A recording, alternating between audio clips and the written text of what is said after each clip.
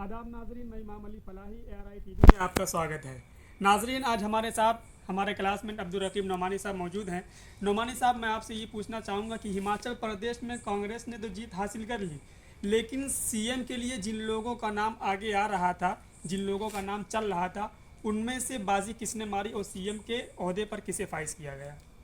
देखिए, हिमाचल प्रदेश में कांग्रेस बहुमत के साथ सत्ता में आई है और वो 68 में 40 सीटों पर चुनाव जीती थी और 3 निर्दलीय जो उम्मीदवार जीते थे उनका भी समर्थन इनको प्राप्त हुआ। जहाँ तक रही बात कौन CM के रेस में चल रहा था और किसने बाजी मारी, तो बेसिकली इसमें 3 नामों को लेकर चर्चा बहुत ज़्यादा चल रही थी, हो रही थी। पहला तो जो प्रतिभा सिंह है, जो वहाँ कांग्रेस के प्रदेश अध्यक्ष हैं और मंडी से लोकसभा सांसद हैं, उनके नामों को लेकर चर्चा हो रही थी और उनके समर्थक चाह भी रहे थे, जिनको लेकर पहली नाम उनके समर्थक चाहते थे कि वो बने। दूसरा नाम जो था मुकेश अग्निहोत्री का, जो वहाँ पर अभी कुछ दिन पहले तक लीडर ऑफ अपोजिशन थे, उनके नामों को लेकर चर्चा हो रही थी। और तीसरा जो था सुखविंदर सिंह सुक्खू, जो चीफ मिनिस्टर बाद में बनाया गया, उनके नामों को लेकर चर्चा हो रही थी। तो सुखविंदर सिंह सुक्खू कामयाब रहे अपने जो नाम को लेकर उनकी चर्चा हो रही आज उनकी हलफ दिला गया है। हाँ, आज जो शपथ ग्रहण समारोह था, जो हलफ दिलाया जाना था, तो उनमें 2 लोगों को दिलाया गया है। एक तो चीफ मिनिस्टर के तौर पर सुखविंदर सिंह सुक्खू को दिलाया गया है, जो उनके पिताजी थे, एक समान परिवार से ही थे, एक ड्राइवर थे और वो बने हैं। और दूसरा मुकेश अग्निहोत्री, जिनको डिप्टी चीफ मिनिस्टर बनाया गया है। तो मैं आपको बता दूं, प्रतिभा देवी सिंह को जो नहीं बनाया गया कांग्रेस आलाकमान की तरफ से, उनके पीछे रीजन है क्योंकि 2021 में ही एक मंडी लोकसभा क्षेत्र है, जो वैसे तो अगर हम देखें हिमाचल प्रदेश में 4 लोकसभा क्षेत्र है, चार ही। तो मंडी लोकसभा क्षेत्र में उपचुनाव हुए थे। उपचुनाव होने का जो रीजन था, जो बीजेपी के राम स्वरूप शर्मा थे, उनकी आकस्मिक निधन हो गया था। उनके जगह पर इलेक्शन हुए तो कांग्रेस ने इसे कैंडिडेट बनाया था, प्रतिभा देवी को। तो ये वहाँ अच्छे मार्जिन से चुनाव जीते भी थे। तो अभी अगर प्रतिभा देवी सिंह को अगर बना दिया जाता तो वहाँ पर फिर बाय इलेक्शन होता। 2021 में तो हुआ ही था, फिर कांग्रेस को वहाँ पर अपना कैंडिडेट देना पड़ता, हो सकता था उनके नतीजे कुछ और भी हो। वैसे अगर देखिएगा तो मंडी लोकसभा में जो वो 15 विधानसभा सीट आती है। अगर हम उन जिले की बात करें तो जिले में 10 विधानसभा की सीट आती है। लोकसभा के तौर पे देखिएगा तो 15, अगर जिले के तौर पे देखिएगा तो वहाँ पर 10 आती है। तो उनमें से कांग्रेस को कुछ खास ये मिला प्रभाव देखने को नहीं मिला। कांग्रेस के वहाँ पर 9 कैंडिडेट चुनाव हार गए और एक ही कैंडिडेट सिर्फ चुनाव जीते हैं। तो इस हिसाब से भी कांग्रेस नहीं चाहती थी कि यहाँ पर दोबारा अभी बाई इलेक्शन हो लोकसभा का और इनको लेकर के। दूसरा रीजन एक ये भी रहा कि एक तरह से कांग्रेस आलाकमान ये संदेश देने में सफल हो पाई कि कांग्रेस सिर्फ एक खास परिवार पे डिपेंड नहीं रहेगा।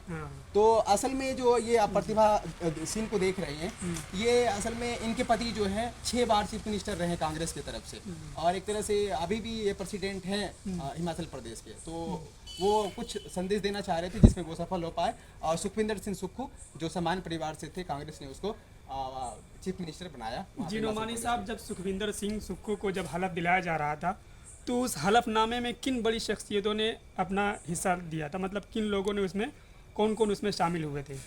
जहाँ तक क्या ये हो सकता है कि कोई दूसरे पार्टी का लोग भी इसमें शामिल हो सकते हैं, किसी कांग्रेस वाले शामिल होंगे? नहीं होता है। और अगर कांग्रेस वाले शामिल हुए भी है तो कौन कौन शामिल, बड़ी शख्सियतों के नाम रखना है? शपथ ग्रहण समारोह में होता ये है कि उसमें विपक्षी पार्टियों को भी आमंत्रित किया जाता है। जैसे वहाँ पर अभी अपोजिशन में बीजेपी की पार्टी है जो कल तक थी वहाँ पर सत्ता में काबिज थी, तो उनको भी आमंत्रित किया जाता है। वहाँ हर स्टेट में होता है कि विपक्षी को भी आमंत्रित किया जाता है। आए या ना आए वो दूसरा पहलू है उनका।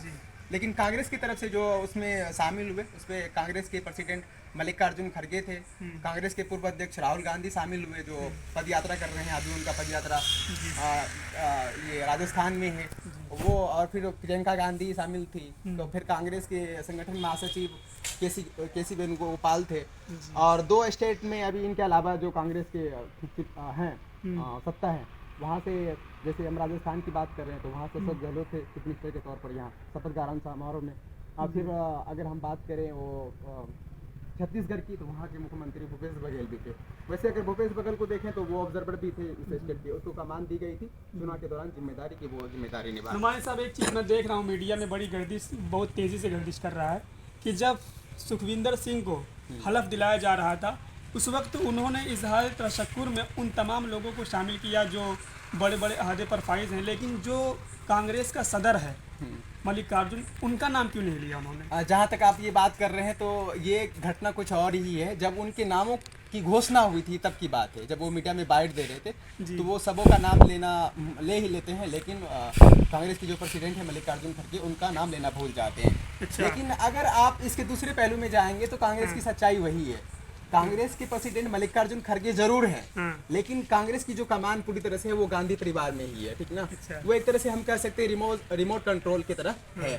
क्योंकि आप इस तरह से समझिए, जब गांधी परिवार ये चाह रही थी कि कांग्रेस के जो प्रेसिडेंट बने वो अशोक गहलोत बने, लेकिन अशोक गहलोत ये नहीं चाहते थे कि हम प्रेसिडेंट बने, क्योंकि अशोक गहलोत को मालूम था कि अगर हम कांग्रेस के प्रेसिडेंट बनते हैं तो हमको राजस्थान को छोड़ना पड़ेगा, और जैसे हम छोड़ते हैं तो यहाँ पर सचिन पायलट की एंट्री हो जाएगी, और वो कभी भी ये नहीं चाहते हैं कि सचिन पायलट और राजस्थान का मुख्यमंत्री बने। तो अंतिम समय तक वो एक तरह से पूरी तरह से खेला कर दिए। वो कांग्रेस के प्रेसिडेंट कैंडिडेट बनने के लिए प्रेसिडेंट के जो इलेक्शन हुए थे उनमें तैयार नहीं हुए। तब अंतिम समय में मल्लिकार्जुन खड़गे को तैयार किया गया था गांधी फैमिली की तरफ से। तो आप जब उनके नॉमिनेशन को देखेंगे, जब इलेक्शन हो रहा था प्रेसिडेंशियल इलेक्शन कांग्रेस के पार्टी के, तो आप देखेंगे एक तरह से मैसेज दिया गया था कि पार्टी आलाकमान की तरफ से कैंडिडेट कौन बनाए गए थे। दो ही कैंडिडेट बने थे, एक शशि थरूर थे, दूसरा मल्लिकार्जुन खड़गे। लेकिन मल्लिकार्जुन खड़गे का जो ये नॉमिनेशन हो रहा था, उसमें जब आप पार्टी के बड़े बड़े लीडर को देखेंगे नॉमिनेशन में, तो आपको समझ में आ जाएगा कि पार्टी आलाकमान की तरफ से कौन बनाए गए थे। और वही हुआ भी था। उसमें कांग्रेस के बड़े बड़े सीनियर नेताओं को उसमें दिलाया गया था, जिसमें अशोक गहलोत भी शामिल थे, भूपेश बघेल भी थे, फिर भूपेंद्र यादव शामिल थे, यानी बड़े बड़े, फिर उसके बाद पी चिदम्बरम शामिल थे, यानी बड़े बड़े लीडर को शामिल करवा कर ये मैसेज दिया गया, जो कांग्रेस के वोटर थे, जिनको इसमें हिस्सा लेना था प्रेसिडेंट के इलेक्शन में चुनने में, तो उनको मैसेज दिया गया कि पार्टी आलाकमान की तरफ से मल्लिकार्जुन खड़गे को कैंडिडेट बनाया गया, और उनको ही लोग वोट देकर अच्छे मतों से जीत। तो आप एक जुमले में क्या कह सकते हैं कि जानबूझ के उनका नाम नहीं लिया गया या भूल चूक से, क्या मतलब थोड़े शब्दों में ऐसे बताने नहीं, अगर आप सुखविंदर सिंह सुक्खू के बयान को देखेंगे तो आपको मालूम चलेगा कि रियलिटी क्या है। रियलिटी वही है, सच्चाई वही है जो उन्होंने बोला है। लेकिन ये तकाजा था कि उनको नाम लेना चाहिए था मल्लिकार्जुन खड़गे का, चाहे रिमोट कंट्रोल के ही जरिए क्यों ना हो, लेकिन चीज होना चाहिए था, जो उनमें नाकामयाब। ठीक, शुक्रिया नोमानी साहब, आपसे बात करके बहुत खुशी हुई। अब आप भी देखते रहिए ARI TV, और लगातार इसे सब्सक्राइब करें, फॉलो करें, और फेसबुक पर भी इसे फॉलो करें, लाइक करें, सब्सक्राइब करें। शुक्रिया।